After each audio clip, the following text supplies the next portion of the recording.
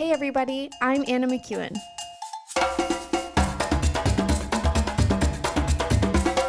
And now for Bob Switzer with the epic narrative. Oh man, you're back. I'm so excited. Man, we left Moses. He was in a tough spot. He had a God who loved him, who was full of hope and joy and encouragement. And even after that, even after talking with God, he was like, what's the point of being so hopeful if no one will listen? Because if they won't listen, clearly they're not going to follow me. What's going on? And I love the fact that God can hear that. He doesn't get offended by it. He doesn't get defensive. He doesn't get argumentative like, I am God. Shut up and do what you're told. He doesn't ask us to exchange one form of slavery for another. This is something that a lot of Christians do, right?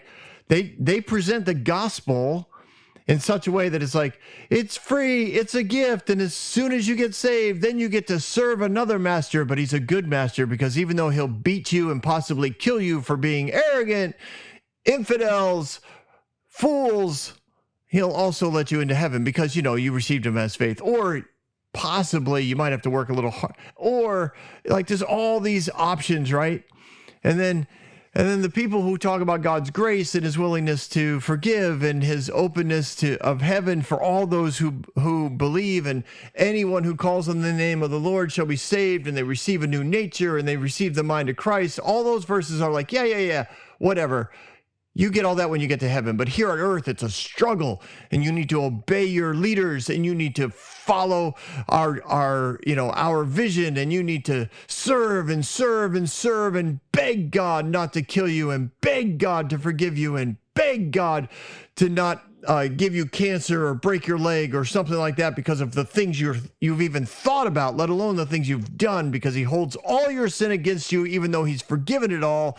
He still, and it just gets all kind of, obviously I get worked up over it. And part of the reason, as you know, that I get worked up over it is I used to preach that kind of stuff. I used to manipulate people down the aisle. I used to get them saved. And for what? To, in essence, go into bondage again, which cannot be the heart of God, because Jesus never enslaved anyone.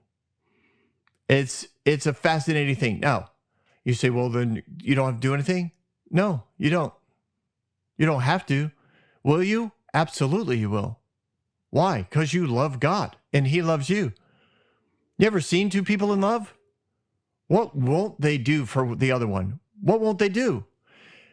And as soon as either one of them feels manipulated or controlled by the other one, right, the relationship begins to fall apart. Because no loving relationship does that. It's always something that brings freedom and life and hope and joy. That's what love does. So it is fascinating to me how many times people talk about a loving God and then also turn him into a manipulative control freak who will kill you or maybe give you cancer, possibly COVID, if you don't behave yourself. But he'll also heal you because he's such a nice God. But he may kill you, but he'll also resurrect you. Like, it's just ridiculous. So Moses has this conversation with God, and at the end of it, he's like, but I still don't get it. And God, I think in his mercy and his beautifulness, looks at him and he says, all right,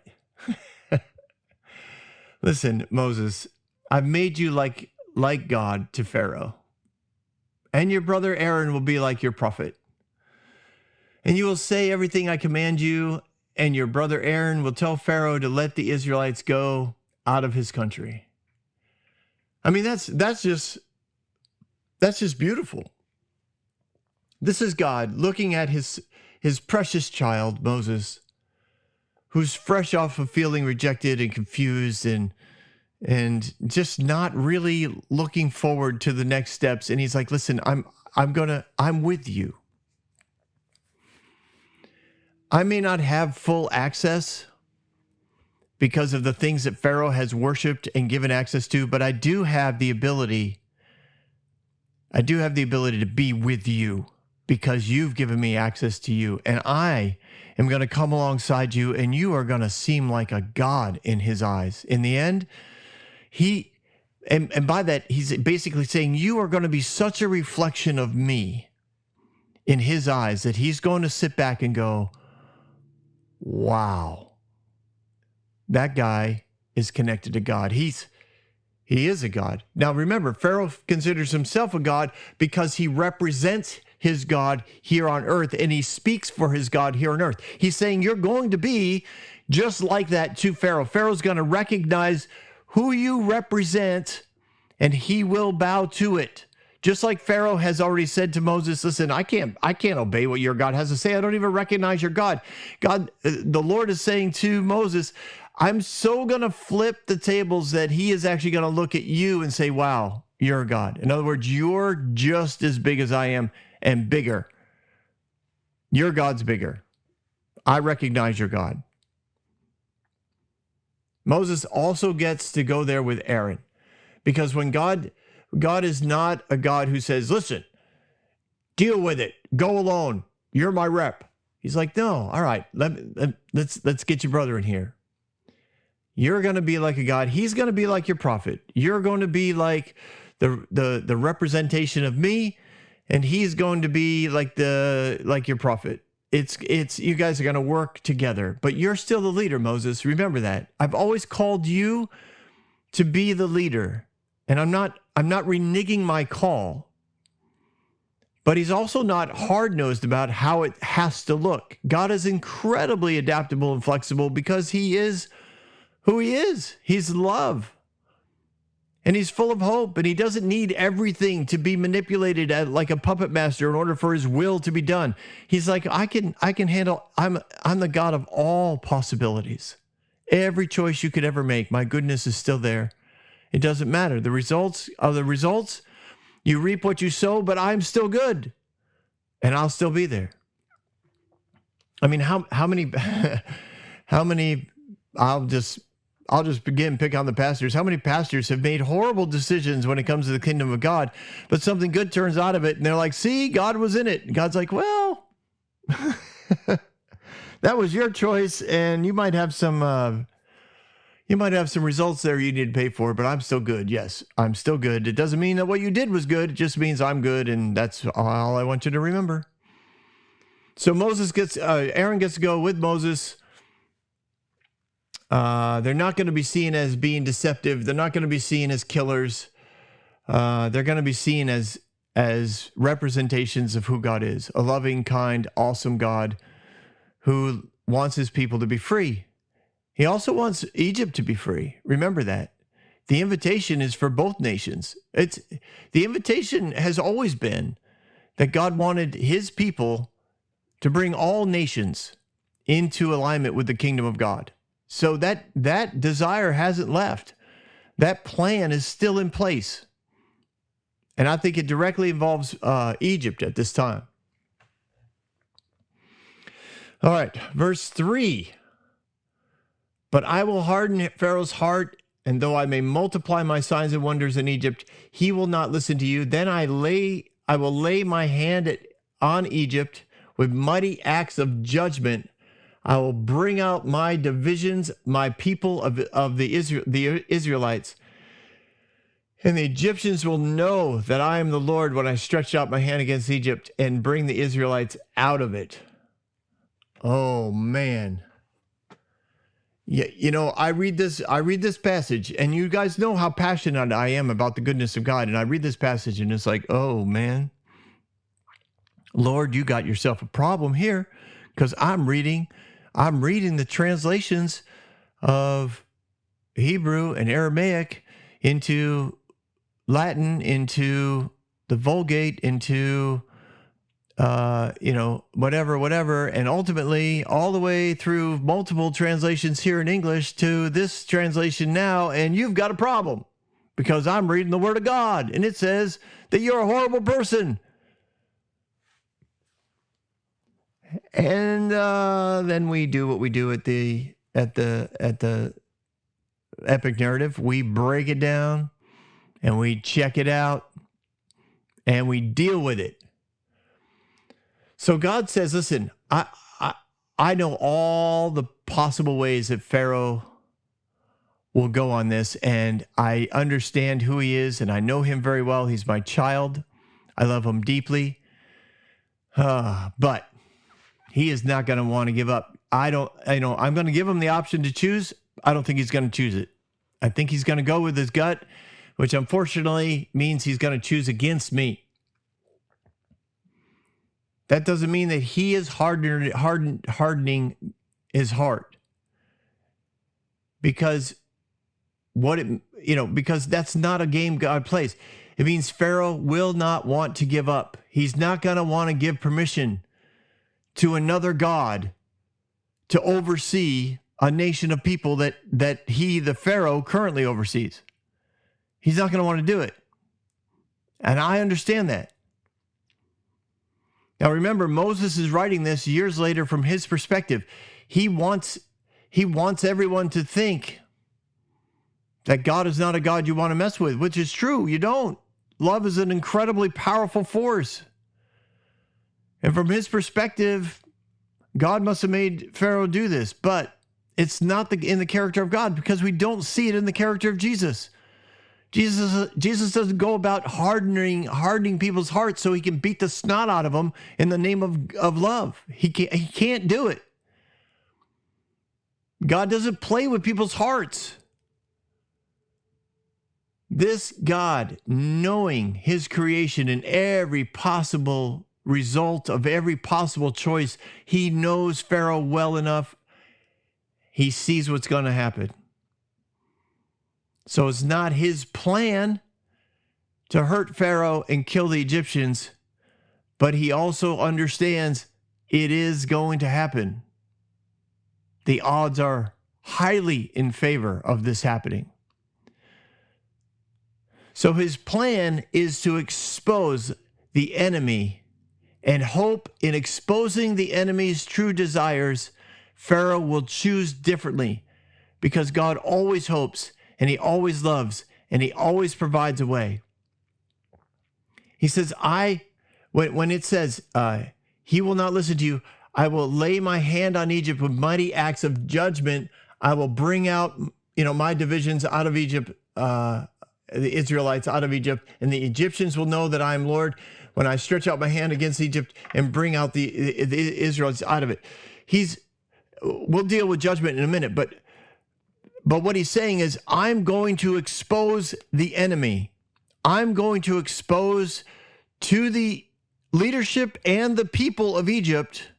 They're going to know the things that they've been worshiping are the things that are killing them, the things that are bringing them disease, the things that want them to die.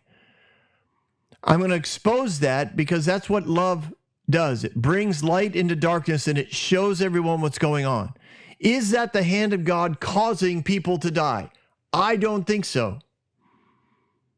Because at any time, at any exposure, all Pharaoh has to do is choose to let the people go worship God.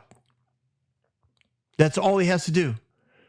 He can shut off this exposure at any time and allow people who are God's people, allow God's people, I should say, to go into the wilderness to worship God.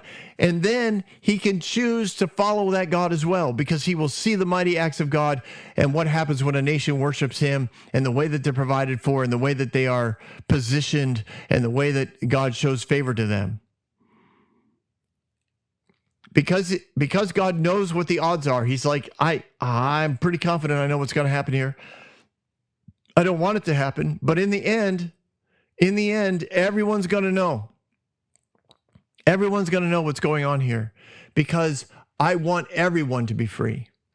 I want Pharaoh to choose differently. I hope, all we have to do is one miraculous sign and Pharaoh will choose differently. But if not, if my miracle doesn't work,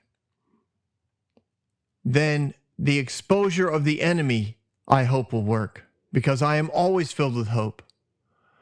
So we have to figure out what this word judgment is, because it looks, from Western culture and mostly from Protestant culture, well, actually, religious culture, right? Judgment means basically death at some point. Now, God might stretch it out a little bit and torture you for a while, but ultimately, he's going to judge you. He's going to kill you for not choosing him when he first asked. But judgment is from the word judge, and it means in front of someone who will see the facts and the truth, and it will all be revealed. That's what it means. That the facts and truth will all be revealed in front of. So God is saying, my judgment is to expose the truth of the deceptive idols and help Pharaoh to see the true nature of the lies that he's been believing, of the lies that he's been regarding idols and their power and their intention and their authority. I want to expose all that. That's the judgment of God. I'm going to expose the deception, and I'm going to let them see the true nature, so that all of these idols lay fully exposed until Pharaoh chooses differently. And he could choose to do that on the first round. It doesn't matter to me. But that's my judgment. That's God's judgment. Pharaoh will be given a choice, always. He will always be given the freedom of choice. Even though God knows with 99.9999% security that Pharaoh will not choose to follow the God, and to let the people go, but he will continue to choose his idols and choose his gods over Yahweh. God says, listen, I know, but I still have to give him that choice. Listen, if God wanted to strong arm Pharaoh, there's just no reason. There's no reason to stretch this out. God wants to judge the enemy. He wants to expose the lies. He wants to expose the heart of the enemy. Judgments do not equal punishment. Now, it does in our culture, right? No justice, no peace. No justice, no peace. Like if you won't punish them, we will. Basically, is what that chant is. We'll burn we'll burn their businesses. We'll camp out in on the streets. We'll burn the police department, like whatever, whoever they're mad at, right? You won't bring them to justice. We will. We're the judge now. But it does. Punishment is what our culture looks at when it comes to judgment, right? A judge issues his judgment. In other words, you will be sentenced. This is the judgment of the court. Now, that word is different. It's different in the original languages of the Bible. To judge is to form an opinion based on facts and truth. To have the truth presented and allow either a jury or a judge to see all the truth, and then for them to make a judgment about it. This is what we're talking about when God says, in mighty acts of judgment, I will bring out my divisions in my people. In other words, in mighty acts of exposure, I'm going to allow the truth to be presented and for the people to see and make a judgment. Not just Pharaoh, I'm going to expose it for all the world so that everyone knows what they've been worshiping and what the true intent of these idols have been. In its own way, God is going to reveal the character of the idols as well as his own. And he is going to be inviting Pharaoh and the people of Egypt to choose Yahweh and worship the true God. And how's he going to do that? Because even though for all their faults in the decisions that they've made to stay in Egypt, Israelites, Hebrews, have maintained their worship of Yahweh. They didn't understand him as relational. They had turned him into a master, just like their other masters, but in their own hearts, they were worshiping God. And because they did not worship idols and they didn't intermarry and they maintained this separation, that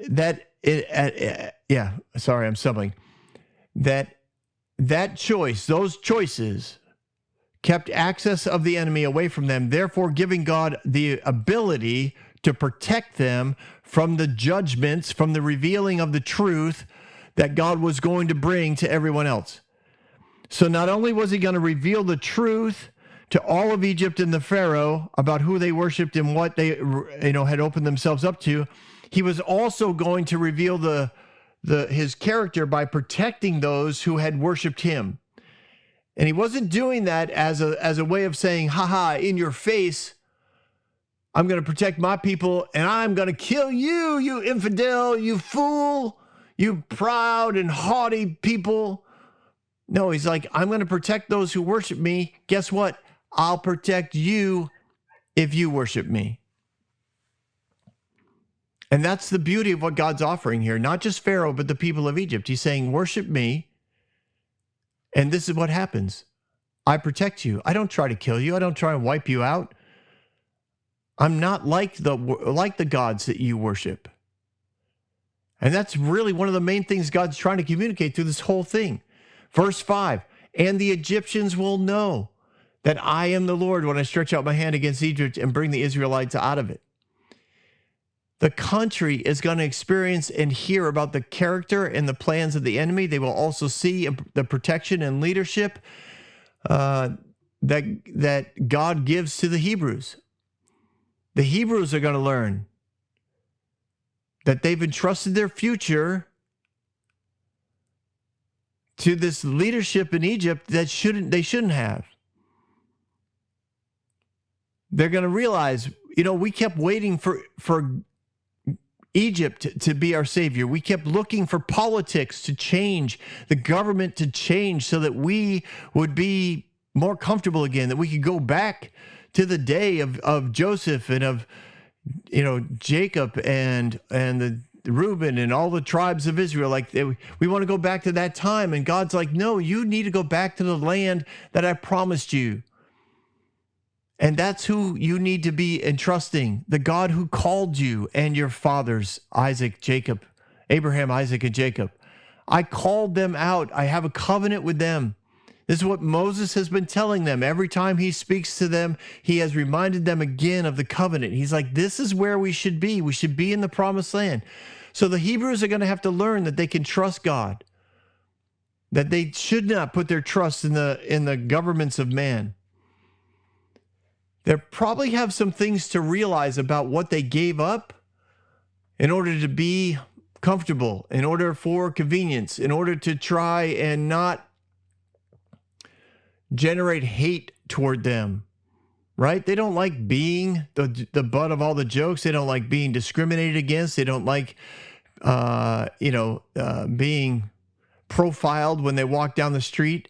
They don't like being marked as the oddballs with whatever, the armbands they had to wear or the headbands they had to wear. They didn't like that. They wanted just to be left alone. And God's like, you gave up an awful lot. This is something that God's judgments are going to also reveal. They put their faith and trust in a flawed system and in flawed people. Not that God can't use flawed systems in people, but that's who they put their trust in. They didn't put their trust in God to work out the details. They put their trust in people, and they gave an awful lot of freedom up. Now he says, I'm going to be bringing them out. I will stretch out my hand against Egypt, and I will bring the Israelites out of it. Bringing the Israelites out it's way more than just a physical walking, outside the borders of this country. There was when you're enslaved, it involves way more than just your physical being. You are emotionally also in bondage. They were attached to this land of Egypt 400 years. I mean, you think people get patriotic about, 200 years or 250 years or whatever it is going to be here in America. This is crazy how attached they are to this land. 400 years they've been in this land. They have tons of experiences, history, a long history, a heritage of histories. Their people are buried here by the thousands. Their relatives. I'm guessing many of them never thought that the promised land was Canaan anymore. They probably had religiously moved it out of Canaan to wherever they were, that they were the people of God and the land that they existed in was the promised land. So they probably weren't even thinking they had to go back to the promised land. God needed to draw them out, to bring out the Israelites out of all the things that they were attached to there in Egypt. Financially, they were incredibly indebted. They had spent and bought and developed so much of the land that they lived in. And they had lost it all. And they would like that back. There's no one I know that has lost an investment that at some level would love to recoup. Thank you. Bob's like, come on. To recoup their losses. I mean, it happens all the time. Investors do it all the time. They lose money, they gain money, but in the end, what do they ultimately want? They want to make up for their losses. They want to ultimately recoup everything and they want to leave on the positive. Their housing was all in Egypt. It didn't matter that there was slave housing. It's theirs. It's what they consider, personal. Philosophy of leadership. How do you run a country? How do you run a business? All of that was now Egyptian. In so many ways, it had infiltrated the way that they approach things. How you run your family dynamics. Remember, when you're a slave nation, right? And they probably have been completely a slave nation for the last 100 years. They've been in Egypt for 400 years. So in a slave nation, everything's done on a hierarchical system. You got Pharaoh down to, through the co-governors, the taskmasters, the overseers, the regular Egyptians. You got all that going on. And then within the culture of the Israelites, you have the priests and the Levites, and you have the elders, those who oversee each tribe. And then that trickles down to the families where leadership is really the ones who are most powerful, which generally was the male.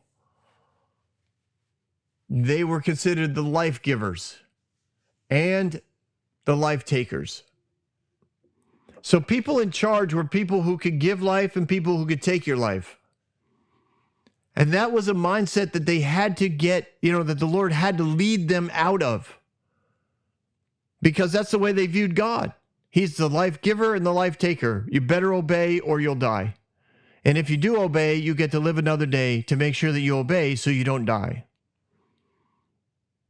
These were all areas that they needed to be led out of Egypt, or Egypt, they needed their Egypt out of them. Even how to live as neighbors. When you're in a slave community, everything's about survival. You hoard every advantage you can get, every extra piece of grain, every piece of cloth, every good box, every ceramic container, anything that you can obtain to make your life better, you do it. You don't share. You keep everything to yourself. And listen, I know that there are many poor nations where people do share, they love each other, and I understand that. And I'm not taking that away from all the Israelites. I'm just saying, generally speaking, in a slave nation, you hoard any benefit you can to yourself to try and survive another day, because that's the goal. Survival. You just find a way.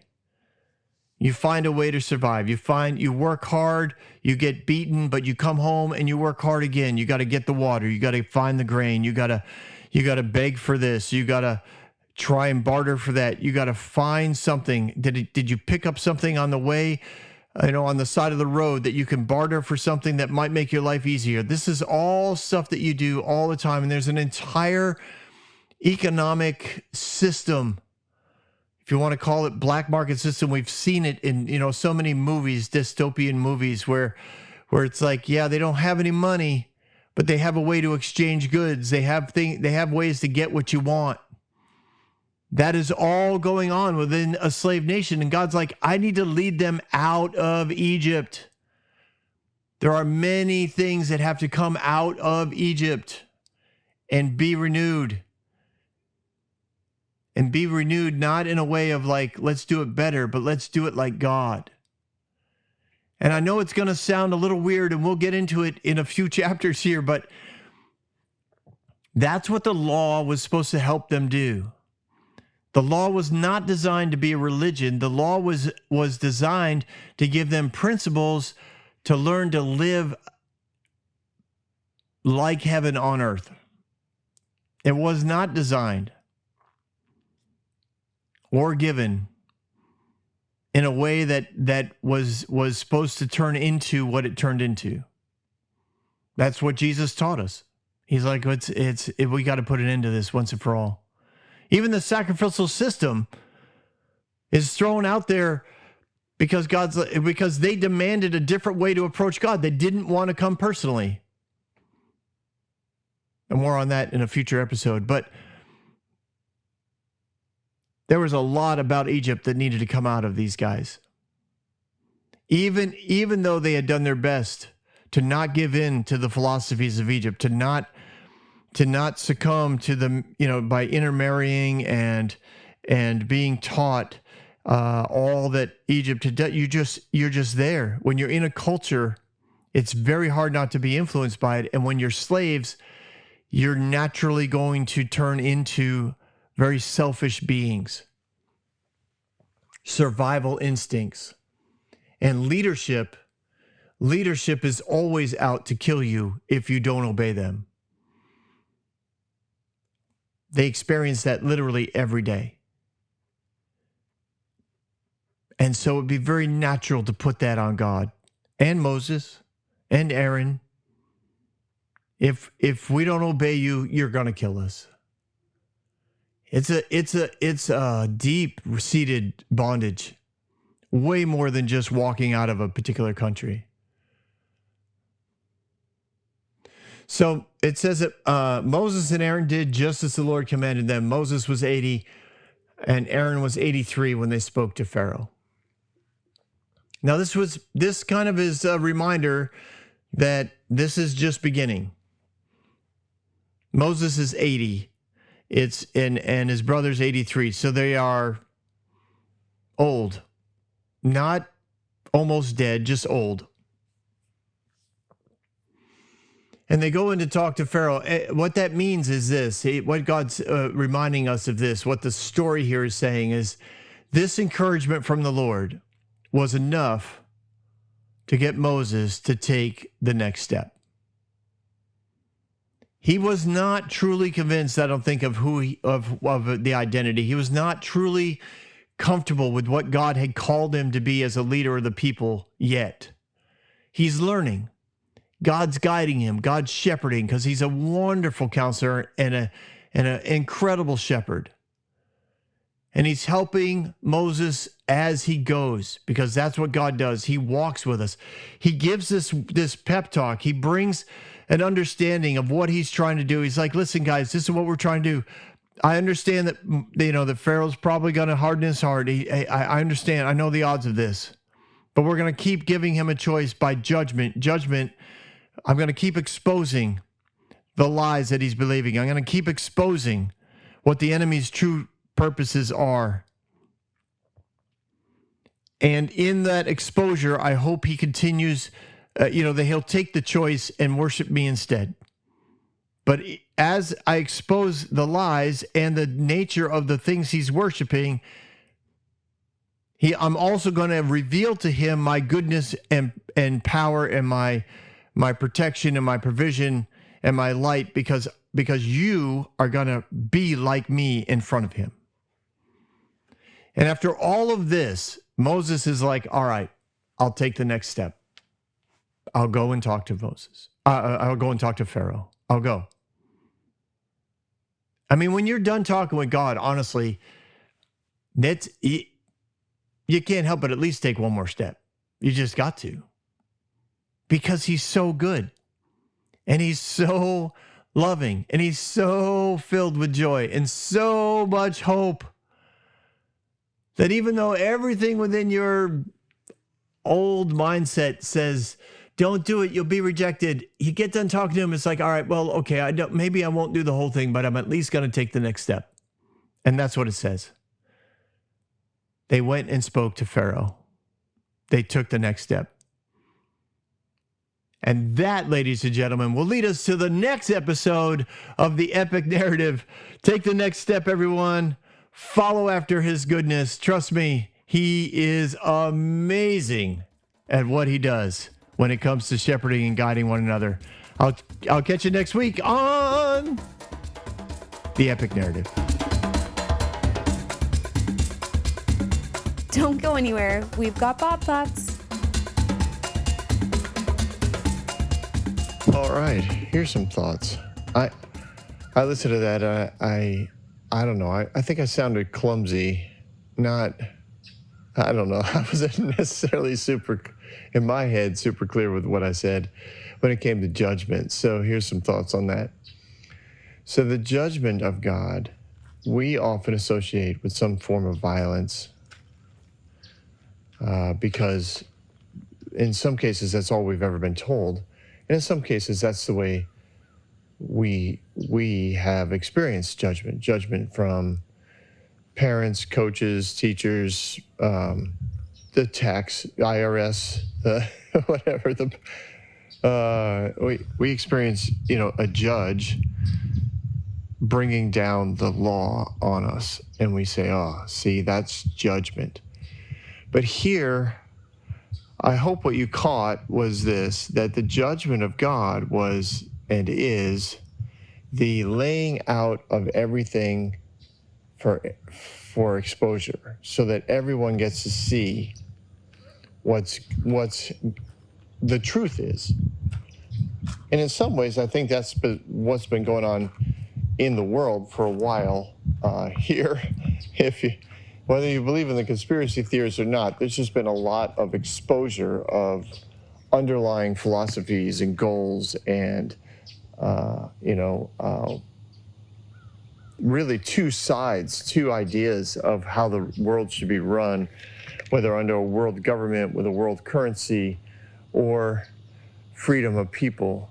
But that's another whole thing with hours of thoughts. So we're not going to go down that road. But I grew up thinking that God wanted to judge Egypt by destroying them and killing all the people.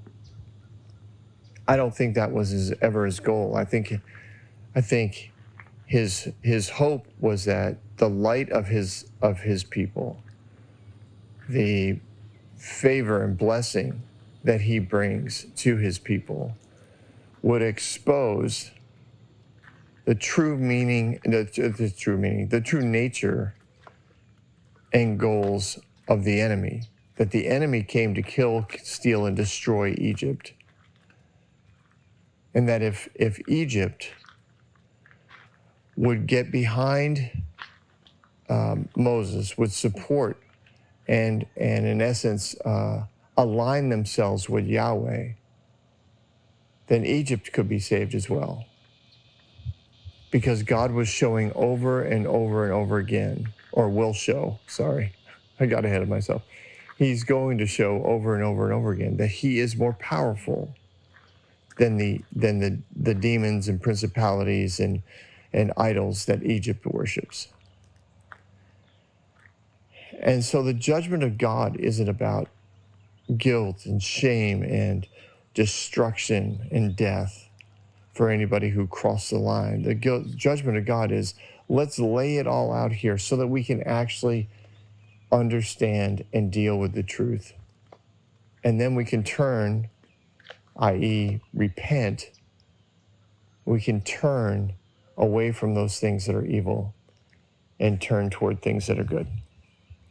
And that's my prayer for everyone, that we would all continue to choose the good, to continue to choose the light. And, honestly, we should want judgment, because we're inviting the God of love and hope and joy to come in and expose what's going on so that it can be removed. There's nothing wrong with that. There's nothing bad about that. Anyways, I hope you caught that. If not, maybe you'll catch it in my thoughts. Have yourself a great day. I'll see you guys next week.